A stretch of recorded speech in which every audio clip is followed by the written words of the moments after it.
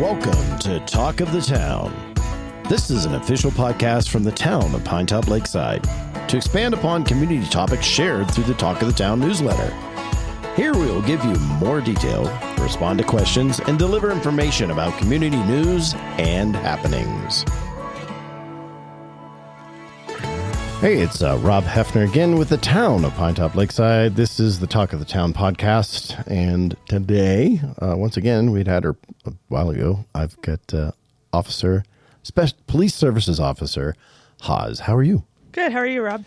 Good. So today we're going to talk about, previously we talked about animal control, but one of the other things you do is code enforcement. Yes. And code enforcement comes sometimes, nobody ever wants somebody to come tell them what's going on their property. So it's probably got to be one of the more ones you got to effort yourself into. Would that be right? For the most part, yeah. I mean, some of it's just more like being a courteous neighbor, noise ordinances, things like that. Things like the that. Trash on your property, but... So give me a sort of an overview of what you do kind of day to day when it comes to code enforcement. So code enforcement, it kind of encompasses a lot of different things I do for the town. Like I said, during fire season, it's fire restrictions. I help with that.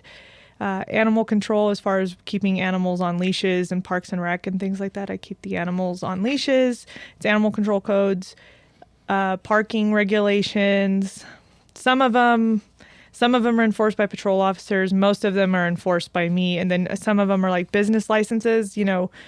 We dictate that you get a business license because we have fire department or a building official go in on those business licenses and make sure that if you open it for a business, my citizens aren't going to get smushed by something in your business. There's that. Yeah. Yeah. Cool. What kind of things, and you work with the community development director and the team here to talk about the code enforcement stuff. Is that correct? Some of them for like building compliance and things like that, because they're the go-to guys as far as that goes. Business licenses, usually they take the lead. I'm more just their background muscle when a citation or something needs to be issued. What kind of things would happen that would lead a person to having to deal with like a citation? What are some of the instances of a violation? So it's pretty cut and dry policy that's in our town code, which if you've never read our town code, it's always posted on every single website. It's easily accessible online and has easy search functions. But if there's a violation of the town code, it usually starts with either myself or Jeremiah Lloyd, the community development director, or the building official, Frank, and they will issue what's called a notice of noncompliance. Yes, you get a warning. Correct. The notice of noncompliance lets you know that, hey, there is a violation. It has to be fixed. The town also says, and the state law says, we have to give them a minimum of 10 days to contact us unless it's a life, health, safety issue. If it's a life, health, safety issue, I have full authority to take immediate action, of course, to save somebody's life. Right. But yeah, you have 10 days to kind of contact us, let us know that you got this, and start working at a plan for remediation. And like I tell everybody, as long as you work with me, I work with you. However, when communication stops, that's when citation starts. So after 30 days, if you haven't made any progress to correct the violation, then I'll issue what's called a civil citation. And that just means that me and you are going to go talk to the judge and figure out a better plan. Yeah. Okay. And these things are like somebody buys one of those portable storage sheds and they put it and it's outside of the zone or it's the setbacks aren't met, or they put their trash dumpster somewhere where it shouldn't be. Or like, let's say they build a fence that's too tall. Mm-hmm. Those kind of things are there other instances that you can think of that are sort of examples? Yeah. Parking is a big one. Property maintenance is another big one.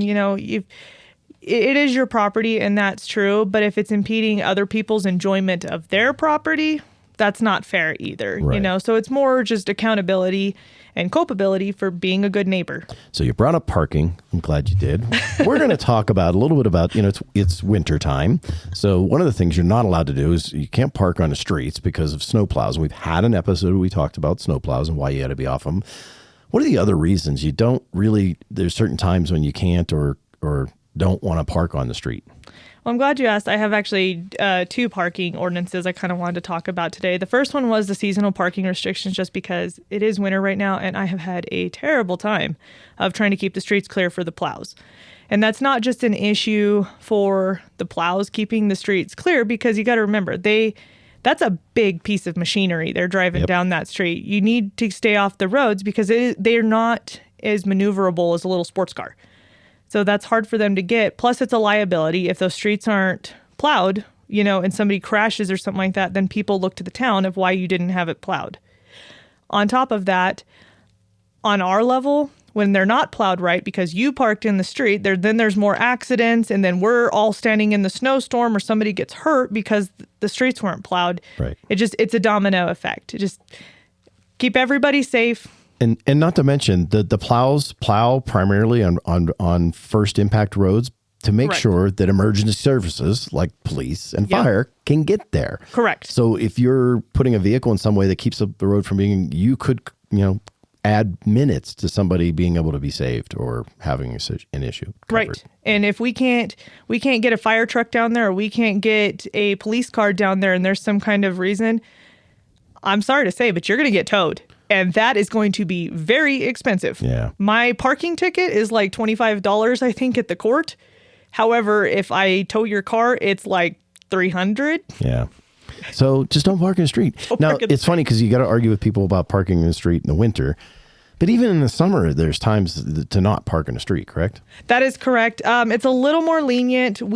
Last year, I believe it was February, we got a new town ordinance approved, because even during the summer times when people come up here, Airbnbs, things like that, they'll park a lot in the street. And I was having a real trouble time getting my officers down the street safely, some fire apparatuses, ambulances. Ambulances are very wide. That's a giant square on wheels. Yep.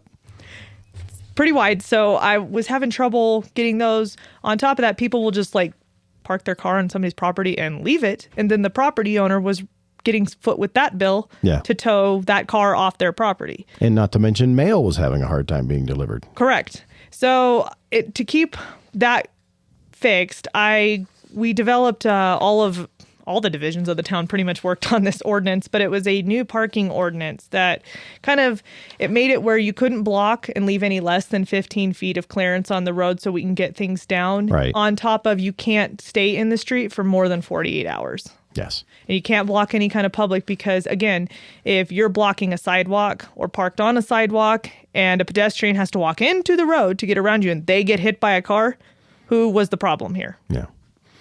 So no more than 15 feet. Correct. You got to make sure you have a 15-foot path down the middle. Correct. So if you're parking there, you can't do that. And then, like she said, 48 hours. It's not meant for that to be your storage for your vehicle. Correct. If you're parked there maybe for a day or two and then move it. Yeah. And you'll know because I have a giant fluorescent red sticker that I stick on your quarter panel. It says, no parking here. So once again, you give a warning first. Correct. Before it's not an immediate slap, boom, you're nailed with a exactly. With a yeah, citation. I always try to correct first. Education is the first step to enforcement, always. Okay. So, hey, everybody listening out there, just start spreading the word. It'll make it very easy for everybody. Anything else around code enforcement that you wanted to touch on? Not for the most part. I think a good one I should remind people is your RVs. We're coming into the end of winter now. So we're going to start having the campers coming up here again and people moving around. Make sure you park your RVs on the side of your house or the rear of your lot. Right. And the reason behind that isn't to dictate how you park on your property. It's to keep it away from the road line. If somebody tries to pull out of their driveway and they can't see around your RV and then they get schmucked, that's not safe to make a turn. So just kind of keep your RVs back. RVs are tall. They're big. It's just being a good neighbor. Yep, yeah. exactly. You wouldn't want something blocking your way to get out of a driveway. So don't block theirs. Awesome. That was Police Services Officer Haas. That's going to be it for this episode of Talk of the Town. I'm Rob Hefner for the town of Pinetop-Lakeside. Make sure you're checking out everything we've got going on Facebook, Instagram. And if you have any questions, all the links are down below.